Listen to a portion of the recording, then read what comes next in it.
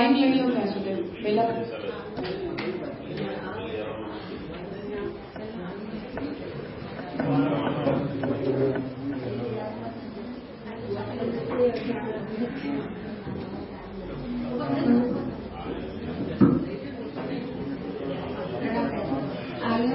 બે લાઈનો નથી એક તો આજે હમણાં પેરાગ્રાફ કર્યો ને એમાં એ ઉપરના પેરાગ્રાફના લાસ્ટ લાઈન અઢાર તત્વ પરિકલ્પને હતી नाट्यशास्त्र विरोधस्य दुष्परिहरत्वात् अर्थात कि जबरदस्ती यदि आपका द्वैतवादी रस का विचार होने पर भी उसे उपनिषद के अद्वैतवाद में आप जबरदस्ती उसे जोड़ने का प्रयास करोगे तब भी नाट्यशास्त्र के साथ उसका विरोध हो जाएगा। इसलिए इस विरोध का जो परिहार है वो संभव नहीं है। दुष्परिहरत्व मतलब बहुत मुश्किल से इसका परिहार हो सकता है, तो असंभववत मानना है।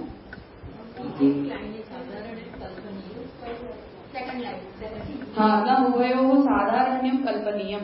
साधारण्यम मतलब कॉमन फैक्टर। तस्माद अन्यो ही अर्थो रसपद से उपनिषदि। इसलिए रसपद का उपनिषद में अन्य ही अर्थ है। अन्यश्चन नाट्यशास्त्र, और नाट्यशास्त्र का बताया हुआ अर्थ अलग है। इसलिए न उभयो साधारण्यम कल्पनीयम, इसलिए उन दोनों में एक रूपता की कल्पना नहीं की जा सकती। साधारण्यम मतलब कॉमन फैक्टर्स।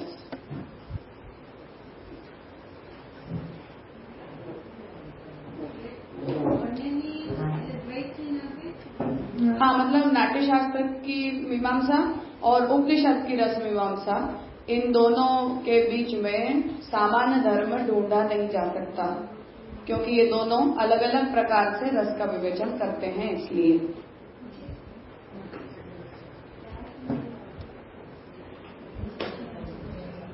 और कुछ ठीक है।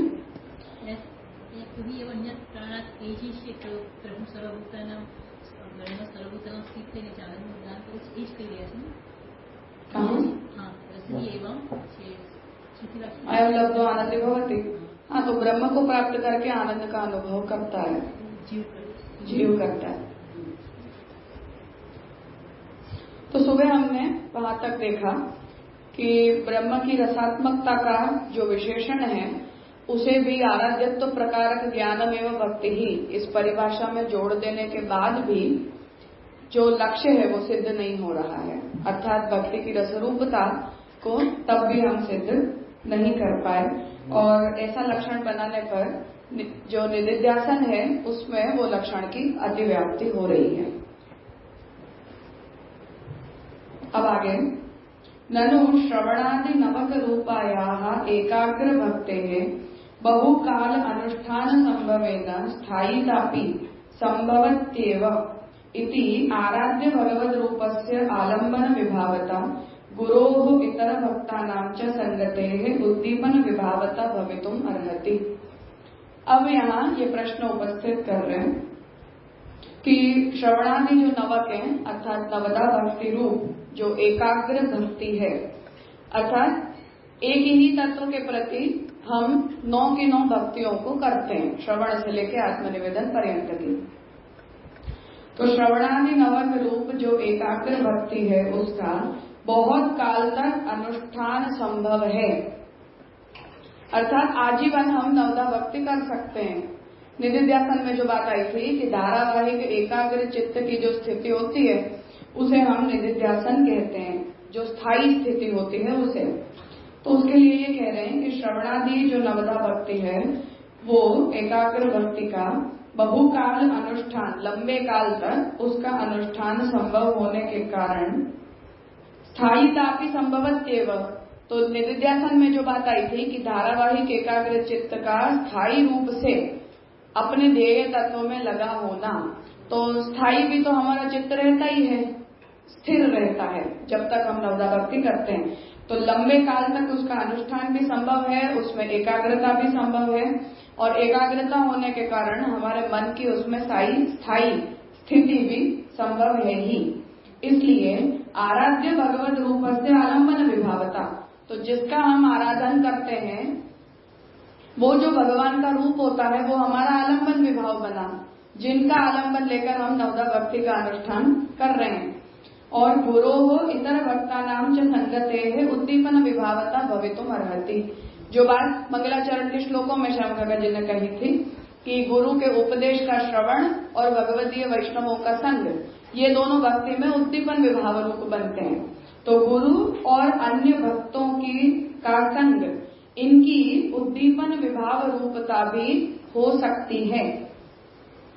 तत्र श्रद्धा रुचि पूर्विका आराध्यस्य भगवतो रूप गुण लीला दिशु अनुरक्ति इतरत्र विरक्ति।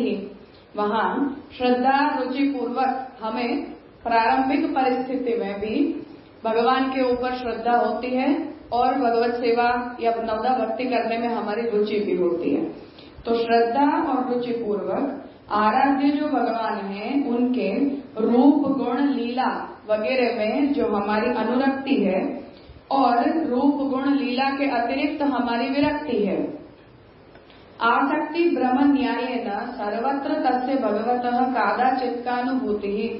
और ऐसी जो रूप गुण लीला वगैरह में अनुरक्ति है उसके कारण आसक्ति ब्रह्म न्याय से, अर्थात हमें जहाँ भी आसक्ति जिस किसी वस्तु में होती है उसकी उपस्थिति के विषय में हमें कहीं कहीं भ्रम हो जाता है।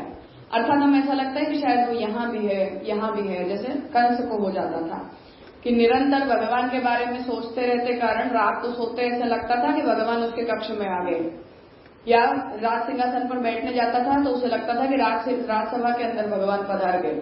तो आसक्ति ब्रह्म न्याय के कारण भगवान की कभी कभी अनुभूति भी हो जाती है। इत्येवं संचारी भाव अपि संभवन्ति एव, और ये सब संचारी भाव की तरह होते हैं। कभी कभी हमें आसक्ति बढ़ गई तो कभी कभी भगवान का भ्रम हो जाता है, भगवान का भ्रम होने के कारण भगवान का साक्षात्कार जैसा हो जाता है, फिर वापस से जो है वो भूल जाते हैं। इति का अनुपपत्ति ही भक्ते है रसत्वे। तो अगर हम भक्ति का ऐसा स्वरूप सोचते हैं तो भक्ति की रसरूपता को स्वीकारने में क्या अनुपपत्ति आ रही है, ये प्रश्न यहाँ पूछा जा रहा है। नहीं, हम पूर्व पक्षी से पूछ रहे हैं। ये तो अपना ही फॉर्मेट हुआ ना। हाँ, तो हम ये कह रहे हैं कि निधिध्यासन में जो परिभाषा हमने बनाई उसमें हम इन फैक्टर्स को और जोड़ देंगे कि हम श्रद्धा पूर्वक और रुचि पूर्वक भगवान के नाम गुण लीला में आसक्त होते हैं, अन्यत्र हमारी विरक्ति होती है, सामान्यतया देखी जा सकती है। तो ऐसी विरक्ति भी होती है। आसक्ति ब्रह्म न्याय के कारण कभी कभी हमें भगवान का साक्षात्कार भी संचारी भावों की तरह हो जाता है। तो ये सब अगर हो रहे हैं, क्योंकि यहाँ उद्दीपन विभाव भी आ गया, भगवान हमारा आलम्बन बन रहे हैं तो आलम्बन विभाव भी हमारा उपस्थित हो गया, गुरु का उपदेश भक्त का संग, ये सब उद्दीपन विभाव बन गए, और आसक्ति ब्रह्म न्याय से कभी कभी होने वाला भगवान का साक्षात्कार ये हमारा संचारी भाव भी बन गया। तो रस में जितने भी कंपोनेंट्स हमें चाहिए वो सब कंपोनेंट्स हमें यहाँ दिख रहे हैं। तो इन कंपोनेंट्स के होने पर भक्ति को रस के रूप में मानने में अब क्या अनुपपत्ति है, अर्थात हम परिभाषा में यदि इतने कंपोनेंट्स को जोड़ देते हैं तो क्या भक्ति की रसरूपता सिद्ध हो जाएगी, ऐसा कहने का तात्पर्य है।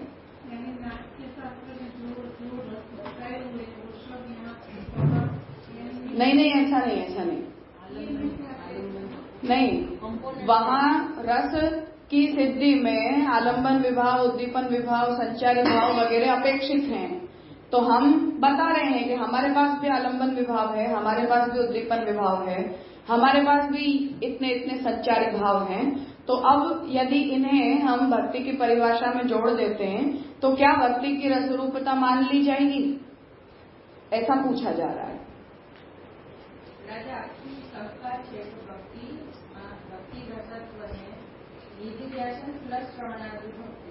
नहीं, ऐसे नहीं, वो खत्म हो गया। वो तो आक्षेप था हमारे ऊपर कि आपकी जो परिभाषा है वो निधिध्यासन में जा रही है। अब उसे सॉल्व करने के लिए हम ये प्रपोजल दे रहे हैं कि निधिध्यासन की ही तरह चित्त हमारा भी एकाग्र होता है। अनुष्ठान हम नवदा भक्ति का आजीवन करते हैं, इसलिए वो लंबे समय की प्रक्रिया होती है। हमारा मन स्थायी भी होता है, भगवान में लगा हुआ होता है, तो स्टेबली हम उस पूरी प्रक्रिया को करते हैं। तो निधिध्यासन के जितने भी कंपोनेंट्स हैं वो हमें मिल रहे हैं। एडिशनली हम ये बता रहे हैं नहीं कि हमारे पास आलम्बन विभाव भी है, हमारे पास उद्दीपन विभाव भी है, हमारे पास संचारी भाव भी है, ये हैं। तो इनके होने पर अब क्या भक्ति को हम रस कह सकते हैं? हाँ, तो अब यदि इतने कंपोनेंट्स हैं और इन्हें अब भक्ति की परिभाषा में दोबारा से अगर उन्हें जोड़ दिए जाएं, तब तो भक्ति की रसरूपता में कोई अनुपपत्ति नहीं है, ऐसा कहा जा रहा है। तदेतत् पूर्व पक्षी न क्षमते, पर इस बात को भी पूर्व पक्षी एक्सेप्ट नहीं करेगा। इति आहु न अंत्य श्रवणादि नवक इति आरभ्य वागादि धर्मत्वेन भावत्वा भावेन रसत्वस्य अशक्य वचनत्वात् च इत्यनेन भागेन।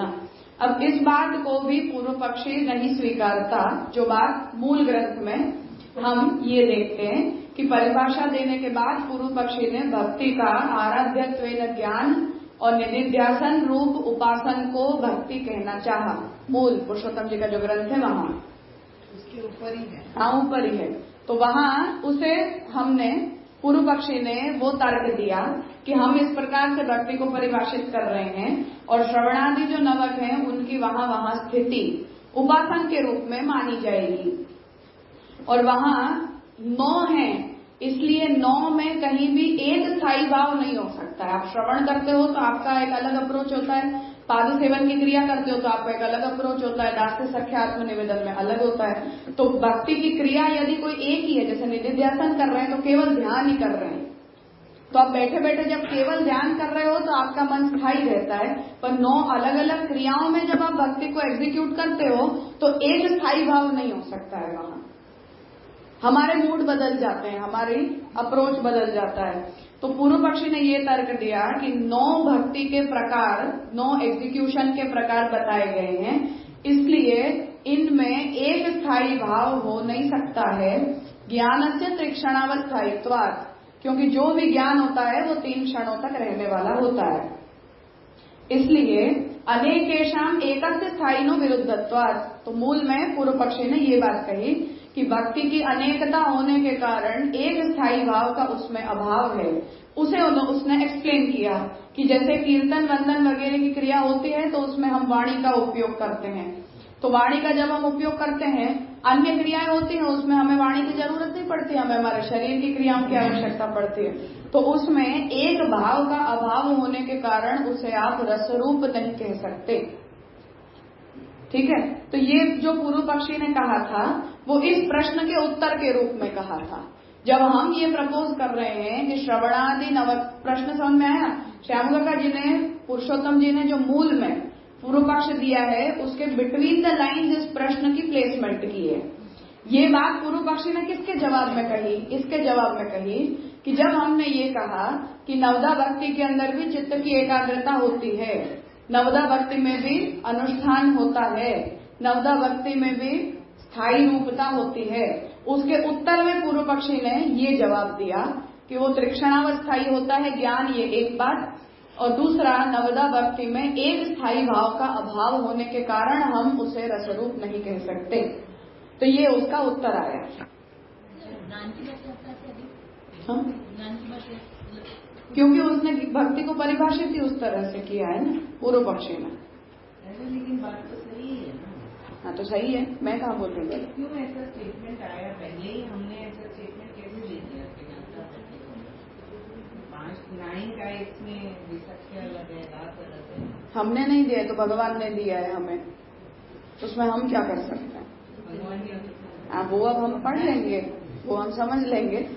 पर नवदा भक्ति के साधन तो भगवत प्रोक्त हैं, प्रहलाद जी के प्रति भगवान ने कहे हैं, और फिर उद्धव जी को भी भगवान ने आत्मनिवेदी के ये धर्म होते हैं, वो बात हमने एकादश स्कंद में देखी, तो वहां भगवान ने आत्मनिवेदी के धर्मों के रूप में फिर से उसी नवदा भक्ति को बताया है।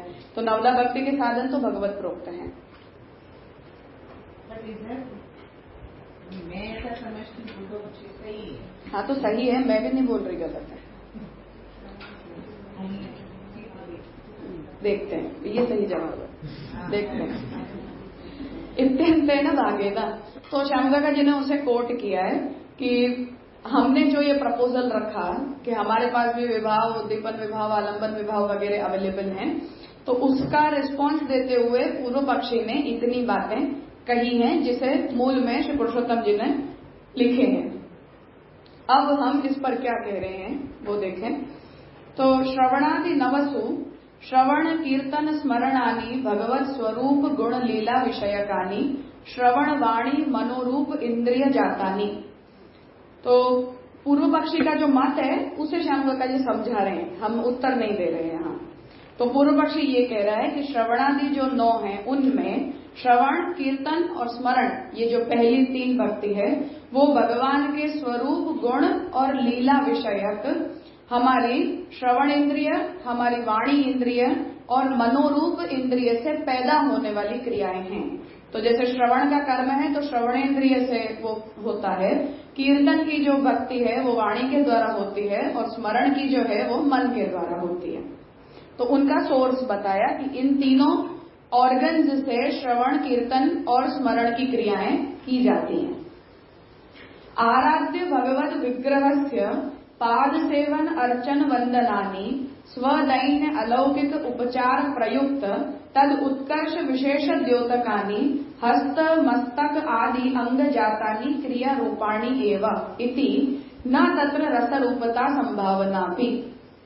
अब उसके आगे पाद सेवन अर्चन और वंदन, ये जो 3 भक्ति हैं वो आराध्य जो हमारे भगवत विग्रह हैं उनके प्रति की जाती है।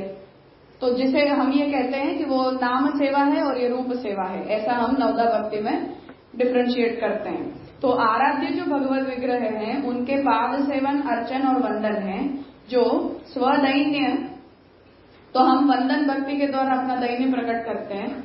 अलौकिक उपचार प्रयुक्त जो क्रियाएं होती हैं वो हम अर्चन भक्ति के द्वारा करते हैं जो तंत्र से आती हैं। तद उत्कर्ष विशेष द्योतकानि, तो भगवान हमसे बड़े हैं, भगवान हमसे श्रेष्ठ हैं, ऐसा भगवत विग्रह के उत्कर्ष विशेष का द्योतक ये तीनों क्रियाएं होती हैं, पाद सेवन की, अर्चन की और वंदन की। उसमें हस्त मस्तक आदि अंग जातानी, तो हमारे हाथ पैर सिर, तो नमन करते हैं तो हमारा सिर झुकाते हैं हम। पाद सेवा की हम जब क्रिया करते हैं, अर्चन करते हैं तो हम हाथ पैर वगैरह क्रिया शरीर के अंगों का उपयोग करते हैं। तो उन अंगों के द्वारा उत्पन्न होने के कारण ये सब क्रिया रूपाणी है, वह ये सारी क्रियाएं हैं, कुछ प्रकार के एक्शंस हैं, कुछ कर्म हैं। इति न तत्र रस रूपता संभावना भी, इसलिए इन तीनों क्रियाओं में रस रूपता की कोई संभावना नहीं है। अंतिम ही त्रिके दास्य सख्य आत्मनिवेदनेषु यद्यपि तादृक भावोचित व्यवहार रूपतैव आभ्यंतर भाव रूपता भी काचित संभवती। अब जो अंतिम 3 है दास्य सख्य और आत्मनिवेदन, उनमें तादृक भावोचित व्यवहार रूपता एवं, अर्थात ये तीनों क्रियाएं भाव रूपा होती हैं, इनमें शारीरिक क्रियाएं कुछ भी नहीं होती है। दास्य का भी भाव होता है, सख्य का भी भाव होता है, आत्मनिवेदन भी भावनात्मक है, क्रियात्मक नहीं है। तो भाव रूप होते हुए भी ये आभ्यंतर भाव रूप है, इंटरनली हम केवल इस भाव को हम समझते हैं। फिर भी तथापि न रस रूपता, फिर भी इन तीनों की रस रूपता नहीं है। दास्य सख्ययोः इतरेतर विरोधी भावतया, क्योंकि दास्य का भाव और सख्य का भाव एक दूसरे से विरोधी होता है। तो या तो आप कभी दास बन जाओ या तो कभी आप अपने अंदर सख्य भक्ति ले लो। सख्य और दास्य ये दोनों एक साथ नहीं हो सकते हैं, ठीक है।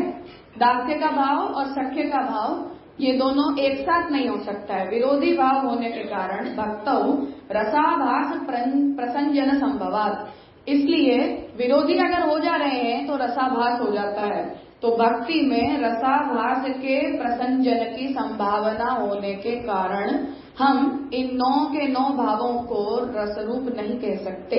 ये बात पूर्व पक्षी ने कही जिसे श्यामकाका जी ने एक्सप्लेन की है, पूर्व पक्ष को समझाया है।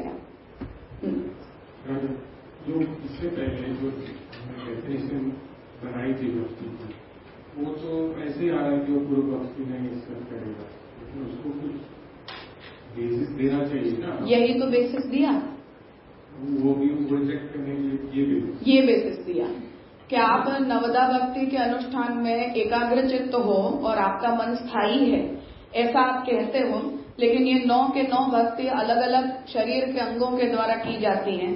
सख्य और दास्य में भाव भिन्न भिन्न होता है, जो एक साथ हो पाना संभव नहीं है।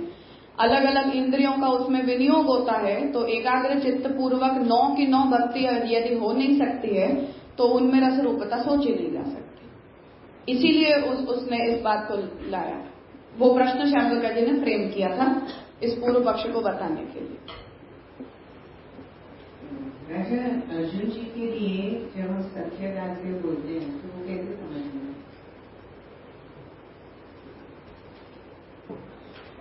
दास्य नहीं है अर्जुन में, नेग्लिजिबल। क्योंकि वो फिर एंड में तो ऐसे ही बोलते हैं ना, आप जैसे बोलते हैं। और वो शिष्य बनकर बोल रहे हैं, शिष्य से हम शादी मांगता हूं प्रपन्नम, ऐसा अर्जुन कहते हैं कि मैं शिष्य बन के आपके प्रति प्रपन्न हूं, तो आप मेरे गुरु हो, आप मुझे जो कहोगे वो मैं करूं। और भगवान का अर्जुन प्रति सख्य भाव, सख्य भाव है।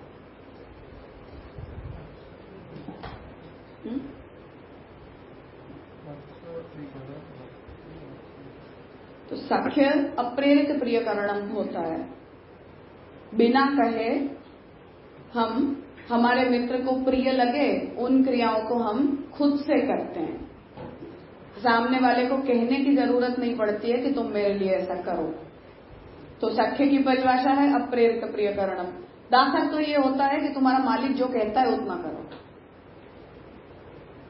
तो भाव विरोध है। मुझे लगा अर्जुन में दास्य नहीं है, वो शिष्य हैं, वो भी for some period of time, बाकी ओवरऑल उनका भगवान के साथ सख्य भाव ही है। नहीं, लेकिन जैसे अपन समाज में हम कैसा समझते हैं कि 4 भाव है, दास्य भाव, सख्य भाव, माधुर्य भाव और वात्सल्य भाव। तो दरेक का बेस तो दास्य में होता है। मतलब दास्य के अंतर्गत जैसे माधुर्य भाव में गोपिका जी ने कहा कि हम आपकी दास है, तो ऐसा ये नवदा भक्ति में नहीं है, पर वो रस की परिभाषा में फिट नहीं हो सकता है। आप अपनी तरह से जो कर रहे हो वो ठीक है, करो, पर ऐसी खिचड़ी रसशास्त्र एक्सेप्ट नहीं कर सकता है। मूड स्पॉइलर है ना। अब या तो मैं दास बन लूं या मैं सख्य ला दूं। समझ रहे हैं, क्योंकि कोई माधुर्य भाव है या सख्य भाव है, वहां पर दास्य आ जाएगा तो रस प्रकट नहीं होगा, रस नहीं होगा ना। तो रस की दृष्टि से ये ठीक नहीं है, भक्ति की दृष्टि से ठीक है। हमारे कर्तव्य चल रहे हैं तब तक कोई समस्या नहीं है। हमारा तो यही धर्म है कि स्वामी सेवक का स्थायी भाव रहे और उसमें अन्य जितने भी भाव हैं या रस वगैरह हैं वो सब संचारी भाव की तरह आए और चले जाएं। तो हम तो यही चलाते हैं, पर ये बात रस की कंसिस्टेंसी में नहीं चलती है, क्योंकि वो ब्रेक हो जाता है मूड हमारा। तो थोड़ी देर हमने मित्रवत व्यवहार कर लिया और फिर 10 मिनट बाद बोल दें कि नहीं अब तो वापस अपने मांझने पर चले जाओ, ऐसे खेल के दिनों में हम देख लें तो द्वितीय पाठ से वापस वो स्वामी सेवक भाव आ जाता है। इतने दिनों तक हमने मजे कर लिए खूब, 1.5 महीने तक। तो रस की दृष्टि से वो रसाभास है कि अभी तक तो चरण ढक के आप कुछ भी बोल रहे थे, गाली भी दे रहे थे, और अब अचानक सब चरण खुले खुले हो गए और हम नमन करने पर आ गए, तो वो रसाभास हो जाता है। एक रस नहीं रहेगा ना कंटिन्यूअसली। तो सख्य हो चाहे श्रृंगार हो कुछ भी हो, हमेशा बना रहना चाहिए वो रस की डेफिनेशन। हाँ, जैसे माँ है तो वात्सल्य का ही भाव आजीवन रहता है। अब उसमें अचानक से कोई भाव के ऐसे नहीं हो जाते हैं कि हाँ अचानक से वो उन्हें हमने कुछ और मान लिया, तो ऐसा हम करेंगे तो रसाभास है ना, मूड खराब हो जाता है ऐसा होने से। तो वो रस ये चाहता है कि जो भी हो वो पहले से अंत तक एक समान चले। इसलिए पूर्व पक्षी ये कह रहे हैं कि नवदा भक्ति में ऐसी एक रूपता नहीं होती है मूड की। इसका मतलब ये हुआ कि जो रस की बात चल रही है और भक्ति रस दृष्टि की तरफ है, मतलब वो रस है भक्ति, तो फिर वो फल की अवस्था में होगा। फिर अपन ने आगे से बात जो उठाई कि साधक को भी भक्ति तो कर सकते हैं, लेकिन उसमें रस कैसे प्रकट हो रहा है, वो कैसे अपन सोच सकते हैं? फिर तो नहीं होगा ना वो बात। इसीलिए तो पुरुषोत्तम जी ने ये कहा कि स्नेह उसका स्थायी भाव होता है। तो आप चाहे दास हो चाहे आप सख्य हो, स्नेह तो दोनों में रहता है ना, कॉमन। तो जितने भी नवदा भक्ति के फैक्टर्स हैं वो संचारी भाव की तरफ भले ना आए जाएं, पर स्नेह तो श्रवण से लेकर आत्मनिवेदन पर्यंत एकवत भाव रहता है कि नहीं रहता है, वो हमारा स्थायी भाव है। तो यहाँ पर जब रस की बात चल रही है, अब दासत्व को छोड़ के स्नेह को स्थायी भाव की तरह हमें कंटिन्यू करना है। हाँ। फिर उसके अंदर जो भी भाव हो, तो हमारा दासत्व भी स्नेह प्रयोजक है कि नहीं? स्नेह प्रयोजक है। तो स्नेह प्रयोजक है इसलिए वो भक्ति है। तो स्थायी भाव हमारा स्नेह का भाव है और उसमें से भक्ति रस निष्पन्न होता है। फिर उसकी क्रियाकारिता चाहे जो भी हो, चाहे सख्य की हो दास्य की हो, स्नेह में तो कोई चेंज नहीं। हम दास बनकर भी प्रेम करते हैं और मित्र बनकर भी करते हैं। कर रहे हैं लेकिन वो बोलने, आप बोले तब पता चला कि ऐसा कर रहे हैं। हाँ, ऐसा। हाँ, तो हम स्नेह का भाव स्थायी भाव कह रहे हैं, जो पुरुषोत्तम जी ने मंगलाचरण में कह दिया कि स्नेह को स्थायी कहोगे तो ऐसा प्रॉब्लम नहीं होगी ना। मित्र भी स्नेह ही करता है। दासत्व भी हमारा भय प्रयोजक नहीं है, हम डरते नहीं है कोई ठाकुर जी से, या हम पेड सर्वेंट भी नहीं है कि हम बदले में उनसे कुछ चाह रहे हैं। तो उद्धव जी जैसे कह रहे उच्छिष्ट भोजनो दासा, वैसे हम तो प्रेम से दास बन रहे हैं, हमें कोई मजबूरी में या जबरदस्ती कोई दास नहीं बना रहा है। तो स्नेह प्रयोजक है, तो स्नेह का तो स्थायी भाव रह रहा है ना हम सभी में, चाहे हम श्रवण कर रहे हैं चाहे हम आत्मनिवेदन कर रहे हैं, कुछ भी कर रहे हैं। तो भाव की कंसिस्टेंसी है स्थायी भाव की, तो स्थायी भाव यदि सिद्ध है तो रस सिद्ध ही है। फिर पूर्व पक्षी की क्या होगा? श्रवण भक्ति से आत्मनिवेदन का भक्ति है, तो भक्ति को पर्याय स्नेह है, हो गया ना? पर्याय स्नेह नहीं है, भक्ति रस है और स्नेह स्थायी भाव है। यहाँ स्नेह वो प्रेम नहीं है, भक्ति वाला प्रेम ही है। प्रेम और स्नेह एक ही बात है। पर प्रेम और स्नेह भक्ति के पर्यायवाची शब्द नहीं है, नहीं है। भक्ति रस है और स्नेह या प्रेम उसका स्थायी भाव है। क्या हुआ?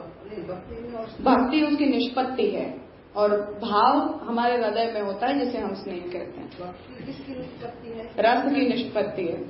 और स्नेह हमारा भाव है। जैसे श्रृंगार का रति है, हम हृदय में जो रखते हैं वो भाव कहा जाएगा कि मुझे भगवान से स्नेह है। अब उस स्नेह को आप बाहर जब लाते हो तो वो भक्ति बनकर बाहर आता है।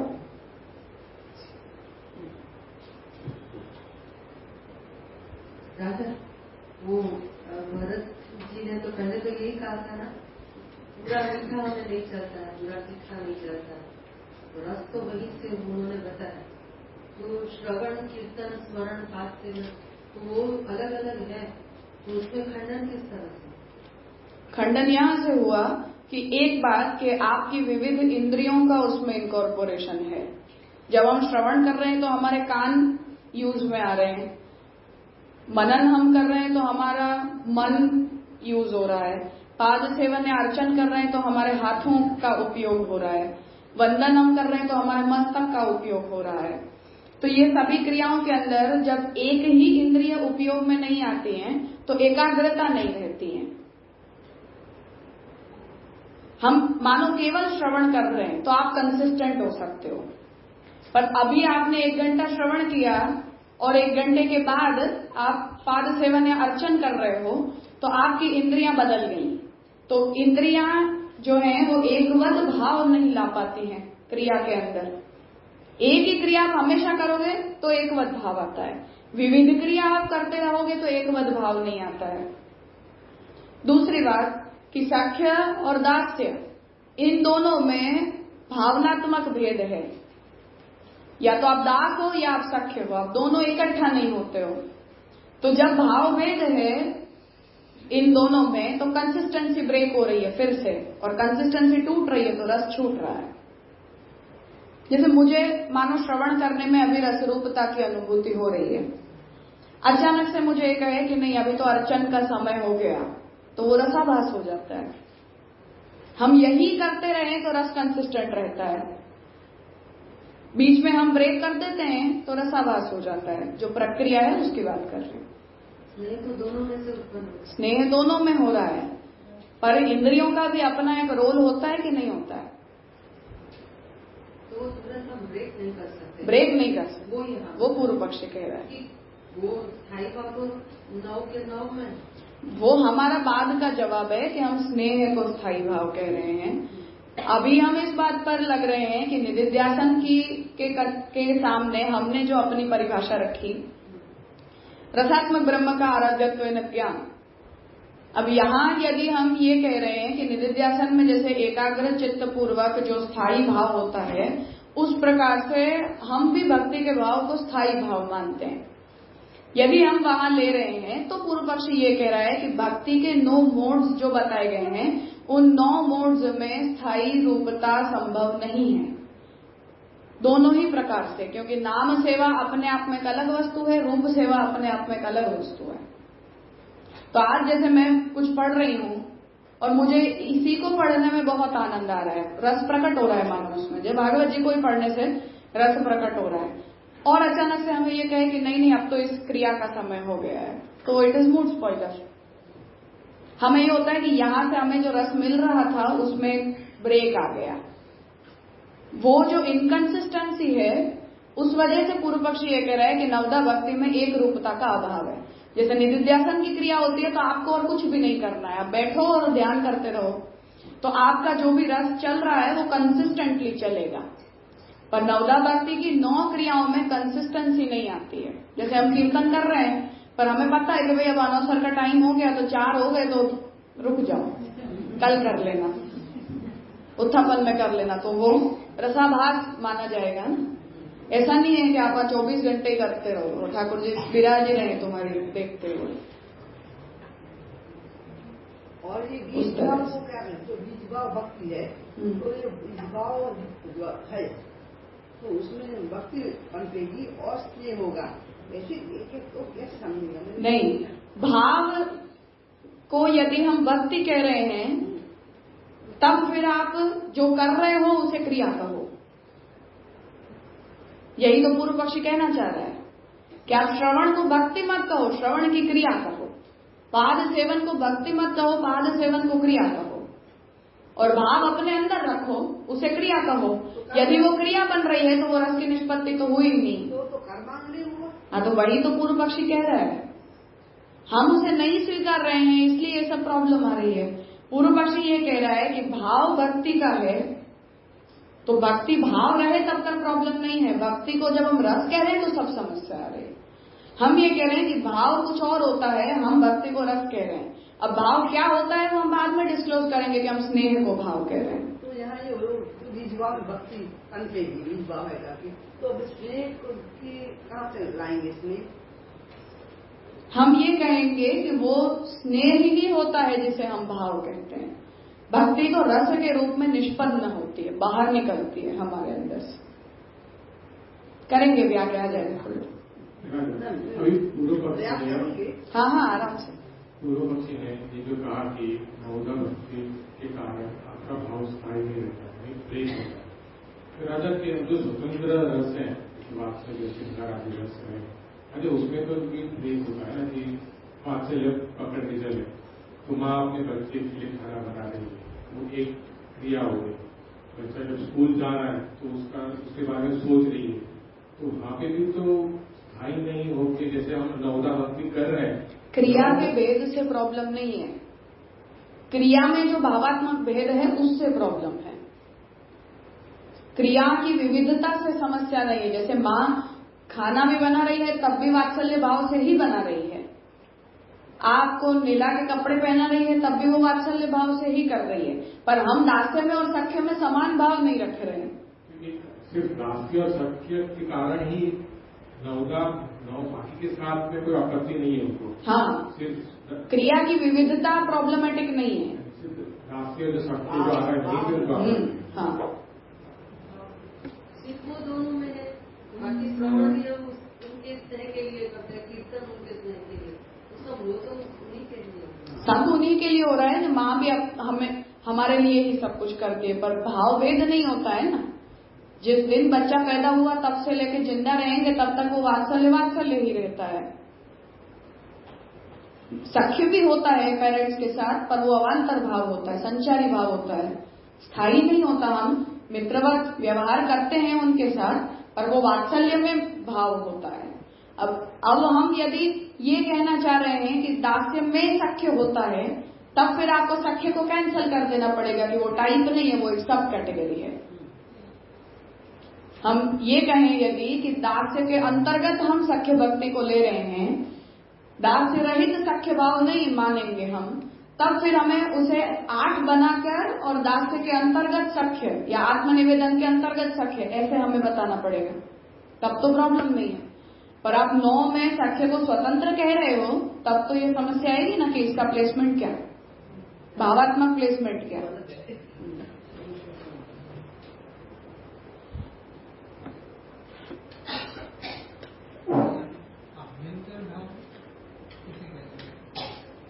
दास्य सख्य और आत्मनिवेदन को आंतरिक इमोशंस होते हैं ना केवल।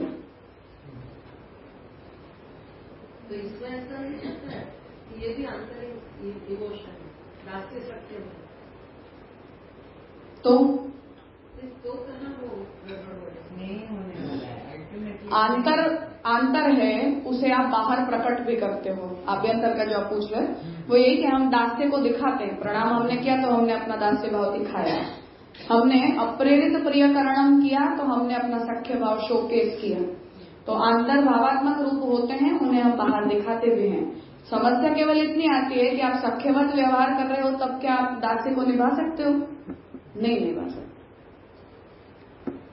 अब गजन गावन जब ठाकुर जी के साथ खेल रहे हैं, उन्हें सामने कंकरी मार दे रहे हैं, तो क्या उसमें वो दास्य भाव मेंटेन हो रहा है? नहीं हो रहा है। तो रसाभास माना जाएगा कि नहीं माना जाएगा? तो फिर हम ये कहना पड़ेगा कि हमें दास्य और सख्य में से कोई एक को हम चूज करेंगे। अब हम यदि उसमें स्टेज डिफरेंस बोल रहे हैं कि कुछ अवस्था तक दास्य होता है, कुछ अवस्था के बाद सख्य अलाउड हो जाता है, तब भी वो रसाभास है। क्योंकि रस की कंसिस्टेंसी में तो वो नहीं चलेगा ना कि आज हमने ये किया और कल हमने कुछ और कर दिया। और हम जैसे प्रैक्टिस करते हैं, इसमें तो रस की तो कोई जगह ही नहीं है। सुबह जगाते हैं तो यशोदा जी आ जाते हैं, थोड़ी सी देर में ब्रजभक्त आ जाते हैं, थोड़ी सी देर में सुदामा आ जाते हैं, थोड़ी सी देर में राधा जी आ जाते हैं, कुछ देर में फिर कोई और आ जाता है। तो इसमें तो कोई कंसिस्टेंसी होती ही नहीं है कभी भी।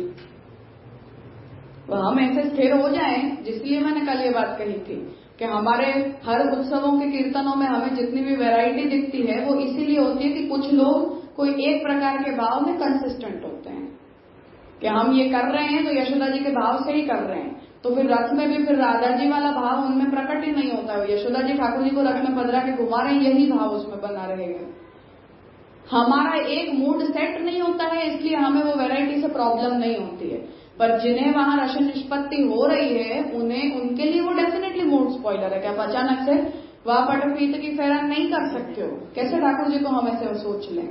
हम कंसिस्टेंट ही नहीं होते हैं, इसलिए हमें कोई समस्या ही नहीं होती है, चाहे कुछ आ जाए। तो जब कीर्तन गाते हैं तो वो 4-5 कीर्तन जो भी गाते हैं हम तो अलग ही है। मैं वही कह रही हूँ, क्या इसीलिए वो रसाभास है ना। रस की परिभाषा में तो वो बात ठीक नहीं बैठेगी। हमारा कोई रस ही नहीं है तो हमें समस्या ही नहीं होती है कि चाहे यशोदा जी पधारे तो भी प्रॉब्लम नहीं है। अब वो थोड़ी देर में जो ठाकुर जी सुबह उठकर आंखें आधी बंद हैं, ऐसे आंखों से ठाकुर यशोदा जी ने उनको रथ में बिठा दिया, ऐसे ठाकुर जी थोड़ी देर में राधा जी के साथ विराज जाए, तब भी हमें कोई समस्या नहीं होती। पर हम एक मूड लेकर यदि उन्हें पढ़ते हैं तो वो नहीं चलेगा ना। या तो आप राधा जी को ला रहे हो तो आप श्रृंगार के भाव में रह लो, यशोदा जी को ला रहे हो तो आप वात्सल्य में रह लो। दोनों कैसे एक साथ होता है? तो जो कंसिस्टेंट हो जाते हैं उन्हें वो बात ठीक नहीं लगती है। जो सेवा की प्रणाली को लेकर जैसे मैंने ये बात कही थी कि जिसने भी वहां घोड़ों को हटाने वाला पक्ष सोचा होगा, उनके मन में वात्सल्य भाव स्थिर है कि भाई हमारे सेवे को तो डर लगता है घोड़ों से, बच्चे हैं। तो एक मूड नहीं मेंटेन होगा, ऐसा पूर्व पक्षी कहना चाह रहा है। और जब तक वो एक मूड नहीं मेंटेन होगा तब तक आप उसे रस नहीं कह सकते हो, रसाभास हो जाएगा बार बार से बीच में। और ये तो विभाव की तरह ही आएंगे ना। वात्सल्य में श्रृंगार आएगा तो वो विभाव नहीं हो जाएगा। वात्सल्य और श्रृंगार तो विपरीत है एक दूसरे से, ये कहना चाह रहा हूं।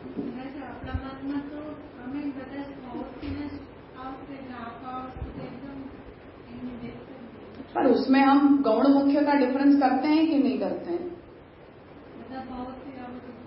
उसमें हम गौण मुख्य का डिफरेंस करते हैं कि नहीं करते हैं? दास्य का हमारा स्थिर भाव है। हम चाहे कितना ही यशोदा जी के जैसे बिहेव करने का प्रयास कर लें, हमारा मन दास्य में ही रहता है, वो वात्सल्य हमारे अंदर नहीं आता है। हम नाटकबाजी कर लें वो एक अलग बात होती है, कीर्तनों में हम उस बात को बोल दें वो अलग बात है, पर हमारा मूड वो नहीं बनता है। एक आध क्षण के लिए बन जाए तो संचारी बना, आया और गया। मेरे लिए रंगा भक्ति है जो लास्ट में सत्य और आत्मनिवेदन तो आ गए, वहाँ पे राजा ये वात्सल्य और श्रृंगारस कैसे देखते हैं? ये दास्य और सत्य तो समझ में आ जाता है, एक जो वात्सल्य रह गया, श्रृंगार रह गया, वो तो रंगा भक्ति में कैसे कहीं फिट नहीं होता। वही तो ये पूर्व पक्षी की समस्या है। जैसे कि अजीब सी खिचड़ी बन रही है जिसे हम रस में लाना चाह रहे हैं, पर रस तो शुद्ध होता है, एक ही होता है केवल।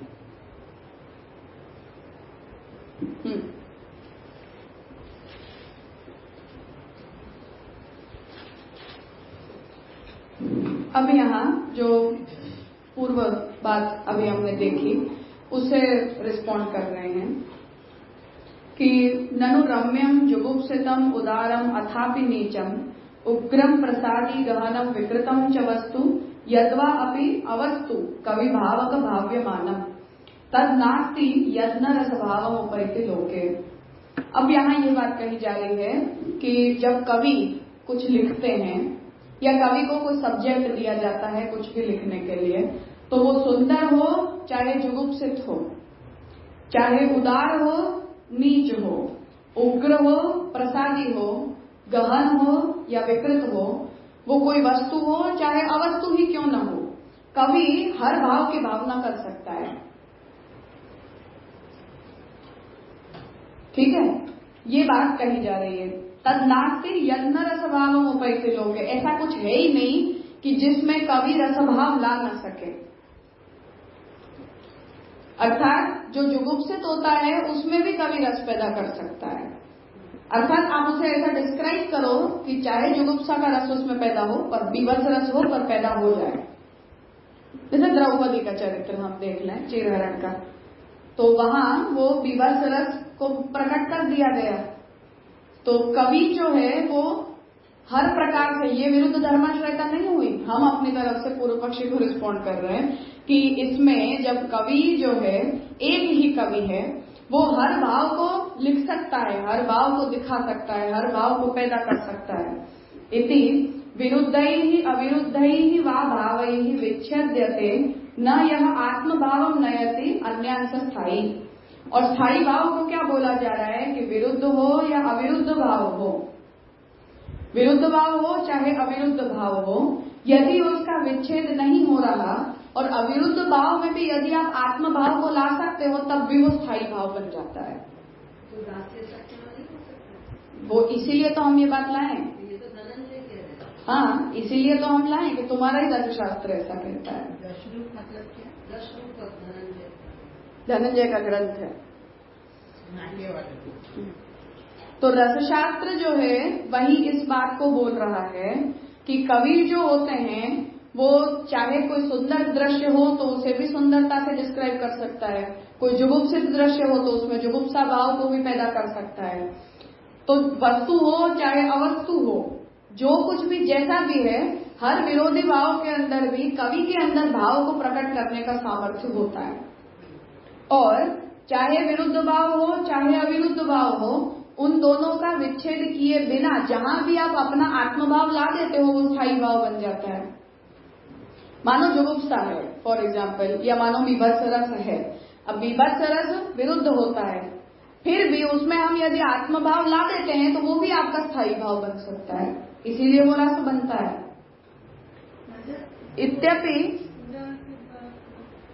इत्यपि अंगीकारात् भक्ते है अपनी रसत्व का बाधा।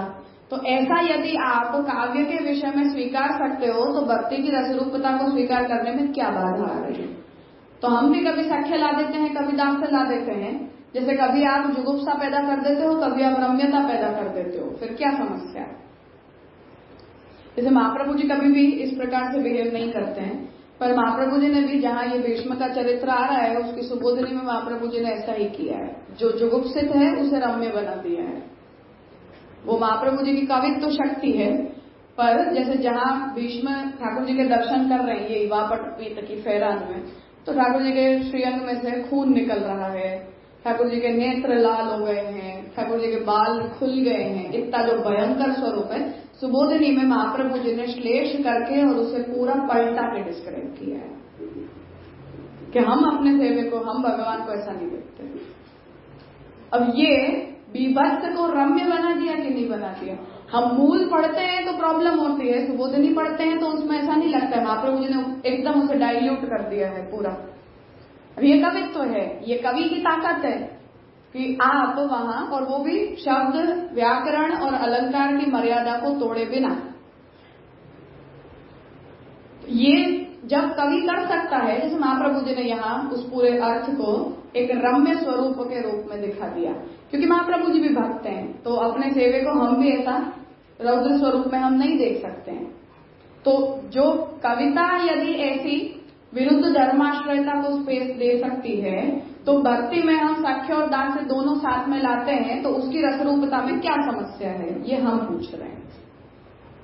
आ गया काउंटर समझ में?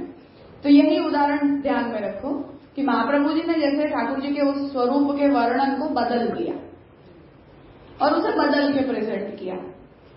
तो जहां जहां भी प्रभु जब भी ऐसी कोई भी कृति कर रहे हैं जो भक्त की दृष्टि से हमें अनुकूल नहीं लगती या हमारे मन को वो ठीक नहीं लगती, वहां वहां महाप्रभु जी उसका वर्णन उस प्रकार से कर देते हैं कि वो मन को अपीलिंग लगने लग जाए, भक्ति मार्ग की दृष्टि से हमें वो सब क्रिया ठाकुर जी की ठीक लगने लग जाए।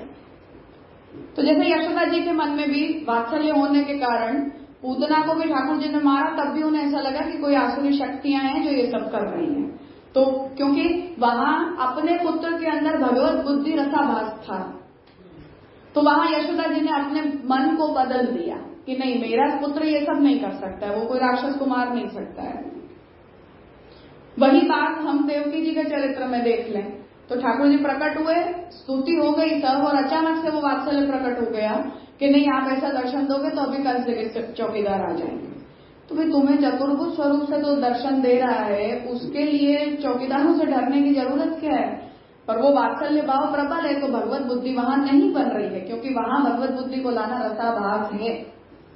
तो ये सब में हम, ये सारे व्यवहारों में हम देख ही रहे हैं कि वो भगवत बुद्धि को वो स्पेस नहीं दे पा रहे हैं, वहां वो वात्सल्य ही प्रबल हो रहा है। यशोदा जी के लिए भी हो रहा है, देवकी जी के लिए भी हो रहा है, और कहीं कहीं हम महाभारत में अर्जुन को देख लें तो अर्जुन के लिए भी ऐसा ही हो रहा है कि ठाकुर जी के स्वरूप को जानने के बाद भी वो उस सख्य से बाहर नहीं आ पाते हैं। तो यहाँ हम पूर्व पक्षी को ये कह रहे हैं कि जब कवि जो होते हैं वो इन सभी परिस्थितियों में आत्मभाव को लाकर उन सभी का वर्णन कर पाने में सक्षम हैं, तो रस के भक्ति के अंतर्गत यदि हम दास्य और सख्य को ला रहे हैं तो इसमें रसत्व की क्या आपत्ति हो रही है, ये प्रश्न है। क्योंकि उन्होंने ऐसा बताया पूर्व पक्षी ने कि श्रवणादि नाव में ये विरुद्ध भाव आ रहा है, नहीं हो रहा है, क्योंकि विरुद्ध भाव आ रहा है, तो उसमें उसको काउंटर कर रहे हैं कि उसमें क्या तकलीफ है। हाँ, तो धनंजय भी इस बात को कह रहे हैं कि कवि के अंदर ये शक्ति होती है। हाँ, तो फिर यहाँ पर क्या प्रॉब्लम है? तो इसीलिए हम, क्योंकि हम भी जैसे देख लें तो जहां जहां भी हमें ऐसी कोई भी क्रिया करनी होती है जो सख्य के अनुकूल होती है, अनुरूप होती है, वहां वहां हम भी ऐसे रास्ते निकालते हैं। जैसे रसिया गाते हैं हम, तो ठाकुर जी को हम कुछ भी बोल देते हैं, तो हम ये रास्ता निकालते हैं कि भाई ठाकुर जी के अनुसार हो जाए, उसके बाद ये सब करना, दर्शन हो रहे हैं तो मूड नहीं बनता है। ये रास्ता हम निकालते हैं कि ठाकुर जी के चरणों को छुपा दिया जाए, तो चरण देखते हैं तो दास्य प्रकट होता है, मुखारविंद के सामने सामने देखते हैं, क्योंकि नजर मिला के देखते हैं तो सख्य प्रकट होता है। तो हम चरण नहीं देखेंगे ठाकुर जी के जब तक हमें इस तरह से व्यवहार करना है तब तक। जब हम वापस दास्य में आ जाएंगे तो हम फिर से चरणों के दर्शन कर लेंगे। तो ये सब रास्ते हम निकालते हैं, ये रस है। उस रस की कंसिस्टेंसी को मेंटेन करने के लिए ही ऐसा किया जाता है। तो हम रसिया क्यों सामने नहीं गाते? क्योंकि हम ठाकुर जी को देखते हैं तो हमारी जीभ रुक जाती है कि नहीं, ऐसा नहीं बोल सकते। दर्शन हो रहे हैं तब तक नहीं बोल सकते, सामने नहीं दिखते हैं तो हमने अपने मन का सब निकाल दिया। पर वो दास्य प्रकट हो जाए तो सख्य खत्म हो जाएगा ना। चरण रखे हुए तो कैसे? फिर भी उसमें एक मर्यादा आ जाती है ना। हम रजभक्तों के शब्दों से बोल देते हैं कि भाई हमने नहीं बोला है तो राधा जी बोल रहे हैं या चंद्रावली जी बोल रहे हैं, हम कुछ नहीं कह रहे हैं, हम तो उन्होंने जो कहा उससे बोल रहे हैं। पर कोई हमसे ये कहे कि तुम बोलो ठाकुर जी को, तो हरिकारो से हम बोल सकते हैं? नहीं निकलता हमारे मुंह से। ठाकुर जी के हम दर्शन करेंगे तो हमारी जीभ रुक जाती है कि नहीं तो तुम्हारा स्वामी है, ऐसा थोड़ी एलफेल बोल सकते हैं हम। तो हम रसिया नहीं गाते हैं ठाकुर जी के सन्मुख। तो ये मर्यादा हम इसीलिए रखते हैं कि हम नहीं गाएंगे। गाएंगे तो फिर थोड़ा शब्दों को देख के संभाल के जो अच्छे अच्छे होते हैं वो गाएंगे। उल्टे सीधे हैं वो हम बाहर गाते हैं, ठाकुर जी के सामने नहीं गाते हैं। अच्छे तो गा सकते हैं। पुरानी मर्यादा ये है कि नहीं गाया जाता है, नहीं, कोई रसिया ठाकुर जी के सम्मुख नहीं गाए जाते हैं। अब क्योंकि हमें वो अच्छे लगते हैं तो हम उसमें सिलेक्टिव हो जाते हैं कि जहाँ ठाकुर जी के लिए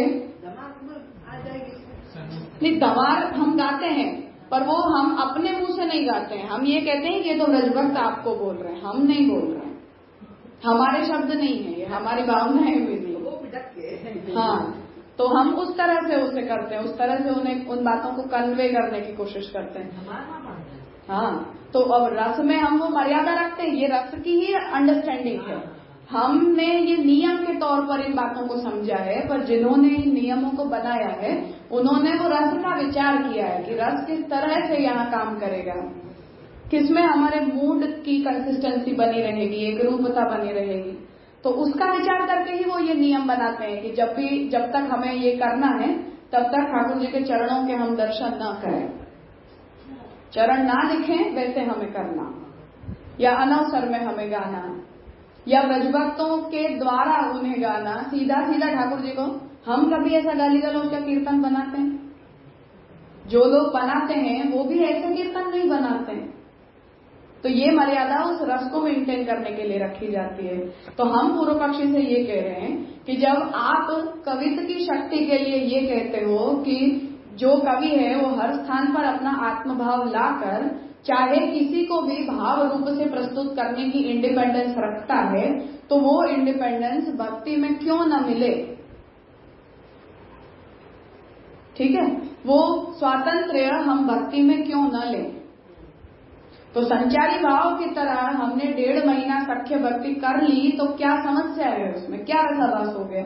उसके अलावा के 10 महीने तो हम दास्य भक्ति ही तो कर रहे हैं। तो संचारी भाव की तरह आ गया, हम उसे विभाव नहीं मानते हैं। हम इतने गाली गलौज के कीर्तन करने के बाद भी दंडवत प्रणाम करके निकल जाते हैं, तो हम उसे विभाव नहीं मान रहे हैं। प्रपोर्शन की फिर से बात है, 12 महीना की सेवा में 1.25 महीना सख्य कर लिया तो क्या प्रॉब्लम है उसमें? या दिन में हम 8 समय में मानो 4 करके 24 कीर्तन करते हैं, 32 कीर्तन करते हैं, उसमें एकाध सख्य का कर लिया तो क्या समस्या हो रही है? तो हम ये कह रहे हैं कि कवित्व में यदि प्रपोर्शनेटली विपरीत भावों का आना रसाभास नहीं मान रहे हो आप, तो हम यदि सभी दास्य के अंदर 5 क्षण का सख्य मान रहे हैं तो इसमें रस की भक्ति की रसरूपता में क्या आपत्ति है? रूपता नहीं बनती है, मात्रता तो आती है। रस रूपता नहीं बनती है तो वह मात्रता आई। पूर्व पक्षी की रस शास्त्र की परिभाषा यही है कि रस कभी मात्रा में होता ही नहीं है। हम उसे रस की मात्रा कह देते हैं, पर रस शास्त्र रस में मात्रा जैसा कुछ भी नहीं मानता है। पूरा ही होता है, नहीं तो कुछ भी नहीं होता। अच्छा, हाँ,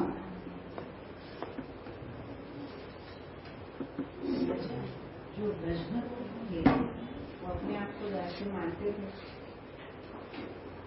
तो फिर उनको जब वो अपने आप को दास्य मान रहे हैं तभी जब ये 1.5 महीना खेल के दिनों में तभी कहाँ चरण में गए होंगे। अवतार काल में भगवान जैसी अपेक्षा रखते हैं ऐसा बिहेव किया जाता है। अब जैसे यशोदा जी को ठाकुर जी ने अपने मुखारविंद में ब्रह्मांड दिखाकर भी भूलवा दिया, तो उसमें कोई यशोदा जी की गलती थोड़ी है कि वो वात्सल्य ला रहे हैं। भगवान चाहते हैं कि तुम मां की तरह ही बिहेव करो, क्योंकि ये अवतार काल की आवश्यकता है। तो यशोदा जी ठाकुर जी के चरण पकड़ लेंगे तो कैसे चलेगा? फिर नंदराई जी ठाकुर जी के चरण स्पर्श कर लेंगे तो कैसे चलेगा? तो अवतार काल की कुछ अलग नीड होती है, वहां का मूड भी कुछ और होता है, और भगवान ही अवतार काल में हर क्रिया का संचालन करते हैं। इसलिए उसमें भक्त के नाम से हम कुछ भी नहीं कहते हैं कि इन्होंने ऐसा किया, क्योंकि भगवान ही उन सबके नियामक बन रहे हैं। हम कर्तव्य लेते हैं तब हमारे ऊपर ये सब बातें आती हैं कि तुम कितना कर सकते हो, कितना नहीं कर सकते हो। एक्सेप्शनली हमें भी भगवान को साक्षात आज्ञा कर दे तो हम भी कुछ भी कर सकते हैं, फिर हमारे ऊपर भी कोई नियम नहीं लागू होता। जैसे गज्जन दावन के साथ ठाकुर जी ने ऐसा व्यवहार रखा तो उन्होंने भी रख लिया।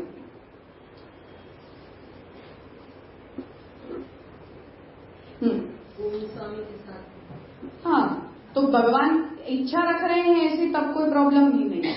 हमें भी ऐसी कोई आज्ञा कर दें तो हम करेंगे, उसमें भी कोई आपत्ति नहीं। अपनी तरफ से हम नहीं करते हैं ऐसा कुछ।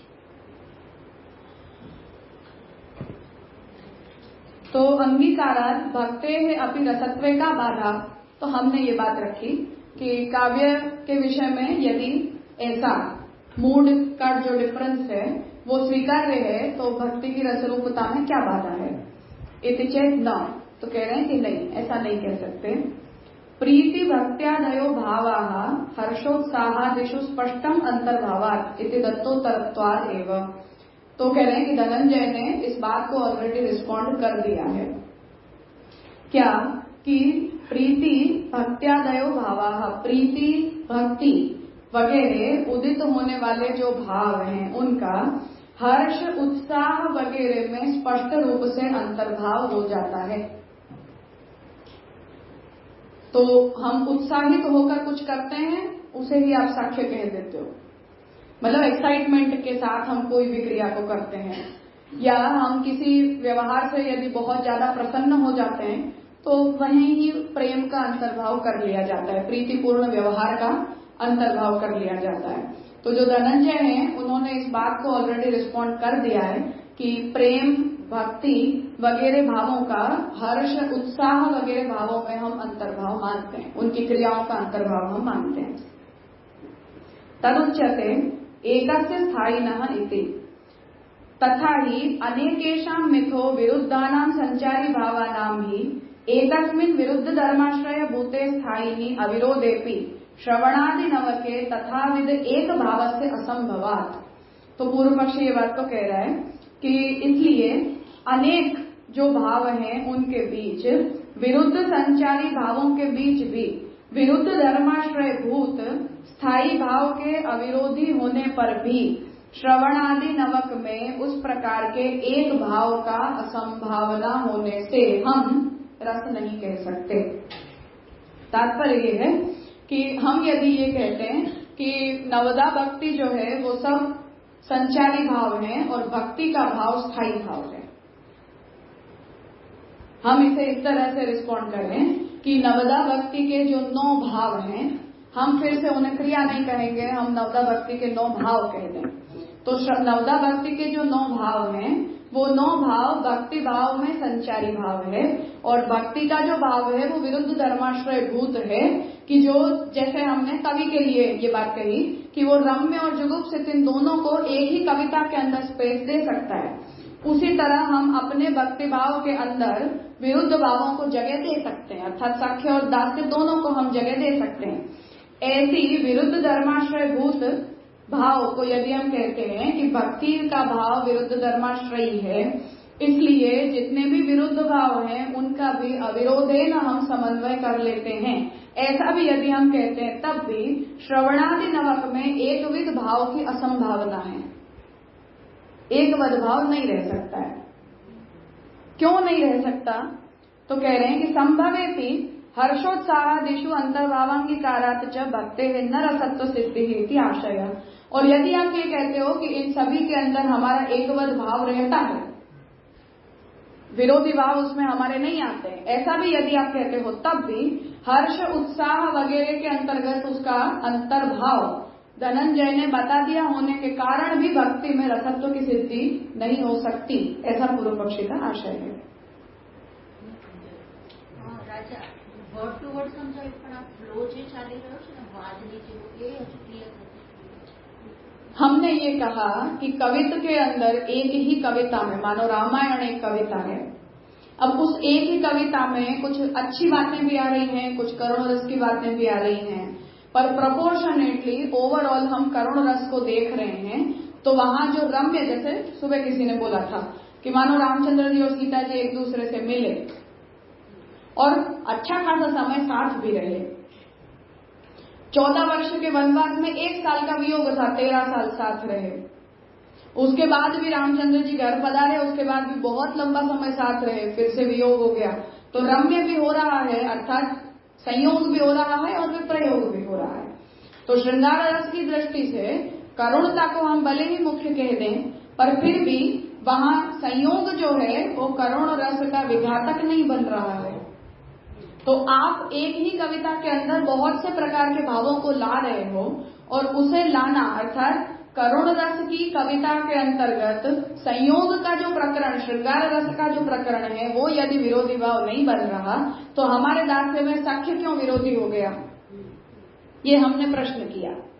पूर्व पक्षी ये कह रहा है कि पहली बात तो ये कि इसका उत्तर धनंजय दे चुके हैं कि प्रीति भक्ति वगैरह के जो भाव होते हैं उनका हम हर्ष और उत्साह के भावों में अंतर्भाव मानते हैं।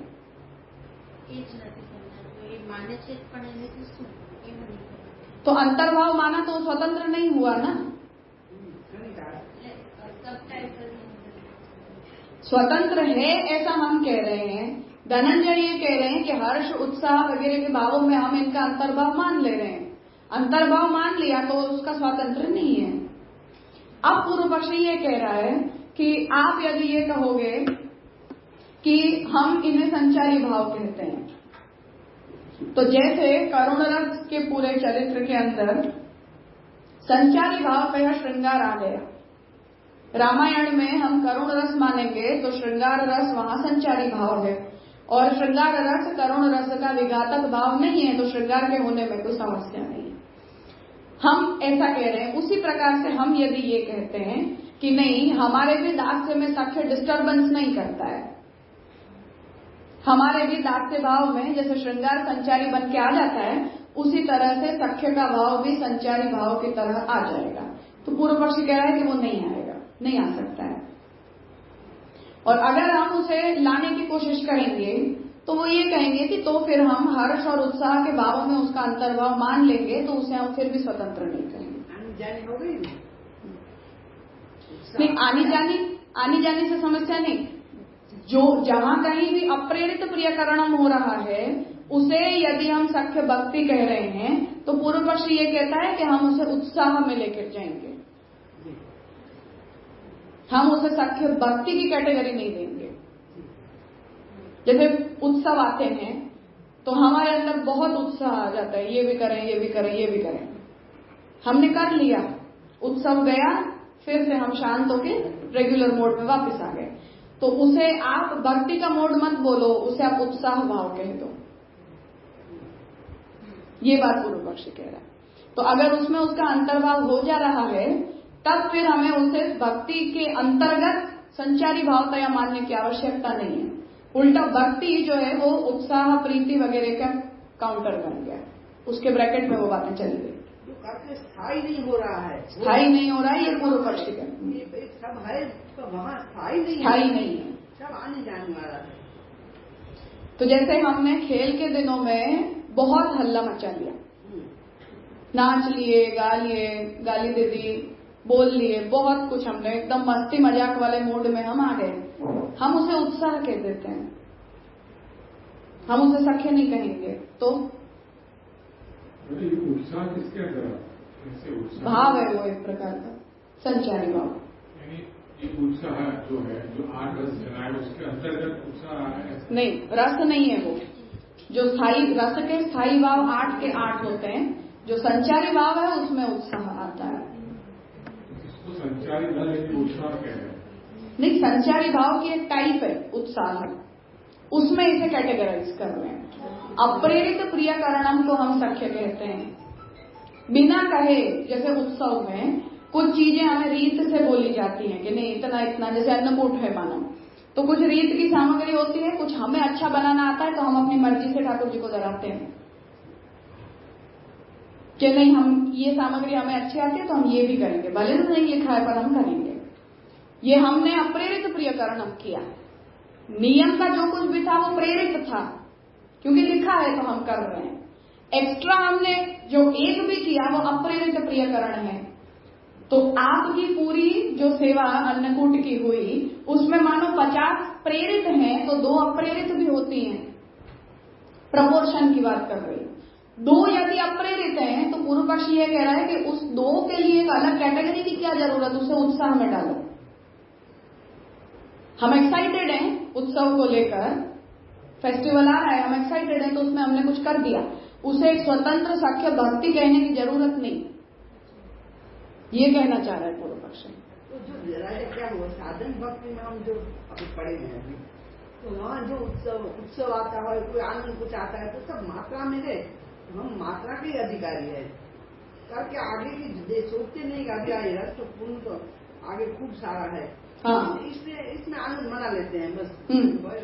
तो इसीलिए पूर्व पक्षी ये कह रहा है कि ऐसे क्षणिक क्षणिक कुछ कुछ पूरे साल के 4 दिन आपको ऐसा हो जाता है मन में, तो उसे एक अलग भाव के रूप में कैटेगराइज करने की जरूरत ही नहीं है।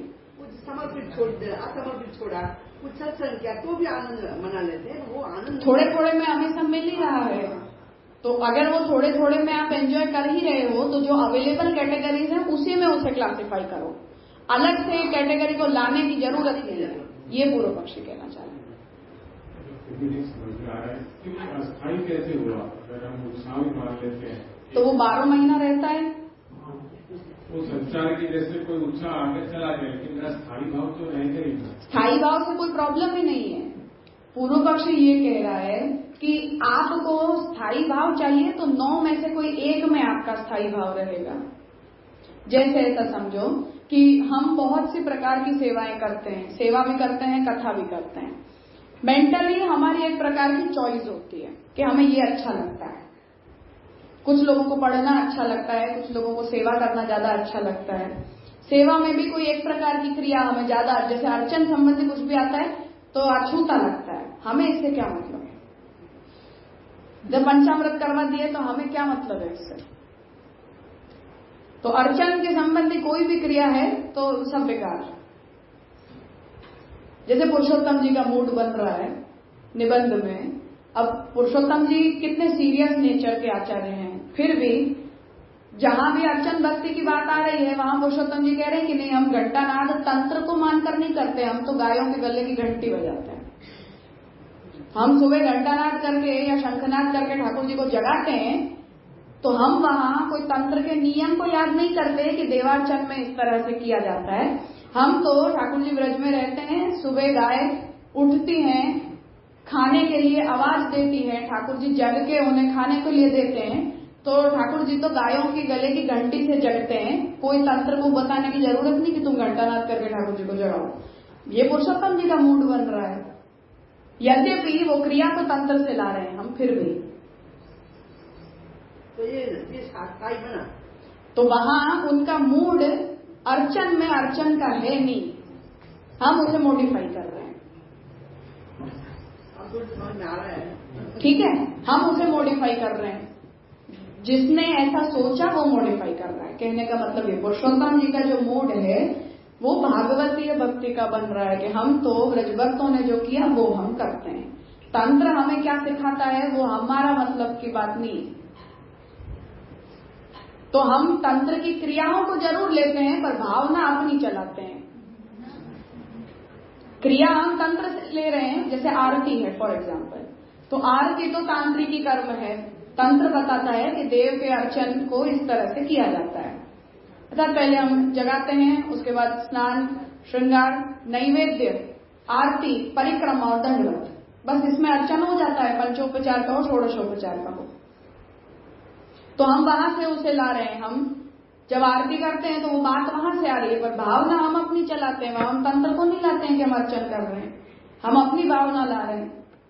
यशोदा जी को होता है, ठाकुर जी इतना सारा घूम घाम के पधारे, किस किस की नजर पड़ गई मेरे बच्चे पर। तो यशोदा जी आरती उस भाव से उतार रहे हैं कि सब ठाकुर जी गाय वाय चरा के घर पधारे तो नजर उतारो। जब जा रहे हैं तब भी ये भाव से कि नहीं अब जाएंगे, 50 लोग ठाकुर जी को देखेंगे तो नजर उतार के भेजो कि कोई किसी की गलत दृष्टि ना पड़े।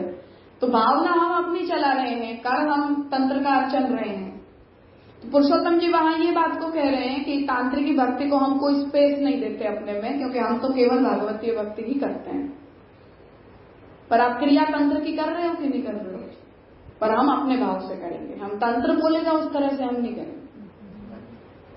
ये मूड है एक तरह का, भक्ति का भाव है, भागवत का भाव है वहां कि नहीं हम हमारा कृष्ण तो वही है। तंत्र वाले देवता के विषय में हम यहाँ बातें नहीं करते। तो ऐसा विरुद्ध हो गया ना, ऐसा आप बोल रहे हो ना। हम विरुद्ध हुआ नहीं हुआ, जो भी हम कहें, भावना है हम अपनी चला रहे हैं। तंत्र क्रिया में अपनी भावना, हम अपनी भावनाओं को चला रहे हैं। पूर्व पक्षी हमसे ये कह रहा है कि नवदा भक्ति की जितनी भी भक्तियां हैं, अर्चन भक्ति की परिभाषा क्या होती है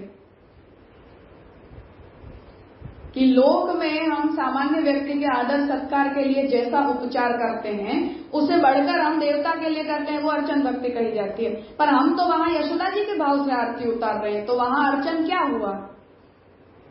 अर्चन तो हुआ ही नहीं उसमें। और अर्चन भक्ति के जितने जितने एलिमेंट्स अपने वहां हैं, वो स्वेच्छा या हटा देने का स्वातंत्र और है अपने वहां कि हमें नहीं माना तो मत करो। जैसे जयंती हम मनाते हैं, महाप्रभु जी कहते हैं कि भाई अपने सेवे में तुम्हें ऐसा भाव नहीं आता है तो व्रत करो, पर उस क्रम को सेवा में से हटा दो। हम नरसिंह चतुर्दशी नहीं मनाएंगे, हमें कृष्ण नरसिंह में नहीं लगता है। तंत्र को लाए क्यों? कुछ तो होगा। जिन्हें अधिकार है तंत्र के अर्चन का, वो अपनी क्रियाओं का समर्पण कृष्ण में क्यों न करे? तो समर्पण के दायरे से हम उसे लाए। क्योंकि सेवा हमने नया एडिशन किया है। नित्य देवार्चन तो नित्य कर्म है जो हम जमानों से करते आ रहे हैं, हर हिंदू करता आया है। तो मानो पुष्टि मार्गी बनने से पहले तक हम देव की अर्चन तो करते ही थे, तो किससे करते थे? तंत्र से ही करते थे। आज अचानक हमने सेवा को एक्सेप्ट कर लिया, तो अब उस अर्चन की जो हमें आदत है उसका हम कोई उपयोग करें कि ना करें? जो है वाराणसी वो करे। तो अधिकार है मुझे और मैं आज तक करती आई हूँ। तो जो हम विभूति परक कर रहे थे उसे भी हम भगवान में समर्पित करते हैं, पर अपनी भावनाएं लगा देते हैं उसमें कि हम अब इस भाव से कर रहे हैं। ये स्वतंत्र है, ये इसमें हमारा स्वातंत्र आ रहा है, वो भागवत का भाव आ रहा है। तो पूर्व पक्षी ये कहना चाह रहा है कि इन सभी क्रियाओं के अंदर जो तरीका बताया गया है उसमें हम अपने एक मूड के हिसाब से कंसिस्टेंसी लाते हैं कि नहीं लाते हैं। उसी तरह जब दास्य और सख्य की बात आती है तब भी हम अपनी मनमर्जी से उसे मोल्ड करते हैं कि नहीं करते हैं। तो यदि आप कर ही रहे हो उसे मोल्ड अपने प्रकार से, तो उसे उत्साह वगैरह में मान लेने में आपको समस्या क्या है? क्यों आपको उसे स्वतंत्र कैटेगरी देनी है? ये कहना चाह रहे कि आज तंत्रार्चन की प्रक्रिया को हमने भागवत में घुसा दिया कि नहीं घुसा दिया? हमने अपने भागवतीय भावों को वहां ला दिया कि नहीं ला दिया? तंत्र थोड़ी ऐसा कहता है कि सुबह का घंटा नाद हम गायों की घंटी बजाते हैं। तो ये कहता है कि देव को उद्घाटित करने का ये एक प्रकार होता है, तरीका होता है, पर हम अपनी भावना से उसे करते हैं। स्नान यात्रा पुरुष सूक्त से ठाकुर जी के स्नान हो रहे हैं, हमारा भाव कहीं और चल रहा है। गोपीनाथ जी अलग ही भाव से वहां उसका निरूपण कर रहे हैं कि ठाकुर जी तो राधा जी के भाव से आर्द्र होते हैं। तो हम स्नान करवाते हैं तो ठाकुर जी जब गीले होते हैं तो वो उस भाव से गीले होते हैं। कोई पुरुष सूक्त का वहां कोई मतलब नहीं। तो हम बोल पुरुष सूक्त रहे हैं, भावना हमारी कहीं जा रही है। तो ऐसा हम कर ही रहे हैं अपनी मन मर्जी से। तो तंत्र को तुम हमको जगह ही नहीं दे रहे बेचारे को, तुम्हारा काम ही नहीं है, हमें तुम्हारी हमें जरूरत ही नहीं है। तो पूर्व पक्षी हमें ये बात कहना चाह रहा है कि नवदा भक्ति में हम जब भागवत का एक मूड लेकर चल रहे हैं तो जहां जहां भी अर्चन भक्ति आ रही है वहां वहां हम उसका स्वरूप बदल दे रहे हैं। जहां भी स्मरण आ रहा है वहां हम ध्यान तो नहीं कर रहे, वो स्मरण अपने तरीके से हम कर रहे हैं। जहां भी सख्य की बात आ रही है तो सख्य भी हम अपने तरीके से कर रहे हैं। तो उन सभी को जब आप भावनात्मक रूप से कोई एक प्रकार की स्पेस दे रहे हो तो जितने भी संचारी भावों की हम काउंटिंग करते हैं उनमें उनका अंतर्भाव कर लेने में समस्या क्या है। अब वहां वैसा भाव कर लो, ऐसी भावना से उसको कर लो, ये तात्पर्य। अच्छा, एक बार वो 8 रस बोलिए ना। बोलू दीजिए। श्रृंगार, हास्य, करुण, विभत्स, वीर, भयानक, तब किया था ना हमने। शांत और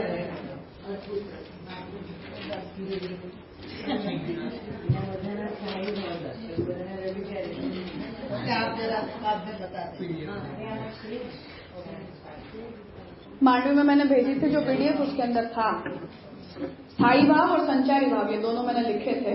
विभाव उद्दीपन वगैरह की जरूरत नहीं थी तब, हमें तो उसे छोड़ दिया था, पर वो तब वो पीडीएफ शेयर करी थी। वो ग्रुप अलग होगा। ग्रुप कुछ नहीं, मैंने तो ऐसे सब लोगों को विद्यापीठ वाले ग्रुप से ही शायद तो भेजा। कोई बात नहीं, दोबारा भेज दो, कोई प्रॉब्लम नहीं। यहाँ पे जो कविता का काव्य का बता है तो वहाँ पर स्थायी क्या होगा? जो उसमें प्रपोर्शनेटली ज्यादा है वो। अच्छा, अगर करुणा रस है तो भले फिर उसमें जो गुप्स सब आ जाए, पर इतना आएगा तो प्रॉब्लम नहीं है, इतना आएगा तो रसाभास हो जाए। उसका प्रपोर्शन शास्त्र निश्चित करता है।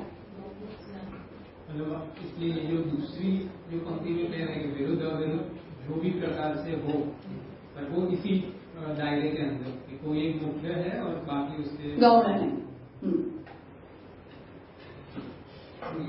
इसलिए पूर्व पक्ष हमसे ये कह रहा है कि आप भक्ति के भाव को मुख्य भाव मान लो और जो सख्य वगैरह विरोधी चल रहे हैं उन सबको संचारी भावों में जाने दो। तो भक्ति को भी वापस हर शिक्षा में, इसीलिए तो वो कह रहे हैं कि हर क्रिया का संचारी भाव है ही, क्योंकि 9 की 9 में आपका एक मूड तो है नहीं।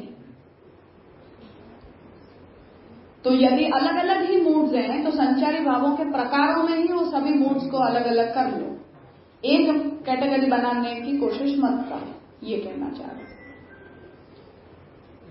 जो दूसरा कोटेशन ये बात आई जहाँ पर हर उत्साह को लेने की बात है, वहाँ ये क्या है इति दत्तोत्तरत्वादेव। तो जो धनंजय हैं उन्होंने भक्ति की कैटेगरी कहाँ प्लेस की जाएगी इस विषय में ऑलरेडी जवाब दे दिया है। दत्तोत्तरत्वादेव, ऑलरेडी इसका जवाब दे दिया जा चुका है कि हम भक्ति को हर्ष उत्साह वगैरह संचारी भावों के अंतर्गत मान लेते हैं।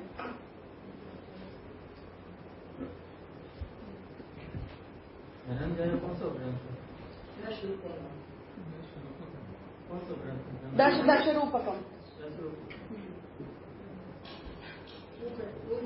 अभिनय में ज्यादा नाट्य। ठीक है, ब्रेक लेना है 10 मिनट, ले लो फिर आगे करते हैं।